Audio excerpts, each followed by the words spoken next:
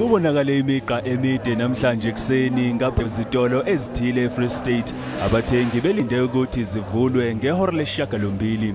Abathengi bathi bebengeke baphuthelwe indali yeBlack Friday ngenxa yobhubhane iCovid-19. So I'm excited for this specials here and so on. So we buy for December and January. You know, Miss January is a month of travel and so on. Sehlile for the I even have my I'm going to make a business, small business. Then get a bonus I get your business.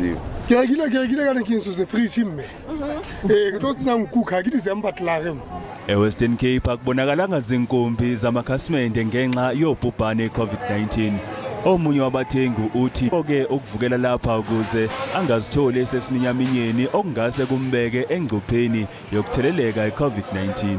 Yes, like you, we don't know if the second wave is coming, so I need to fill the cupboards full of groceries. So maybe in the next few weeks, months, who said we can come to shopping again. So I had to stock up for my family. Ngenxa yobhubhane coronavirus kulindeleke ukuthi ezinye izitolo ziqhube indali yeBlack Friday kuze kuphele inyanga ephezulu uLwezi.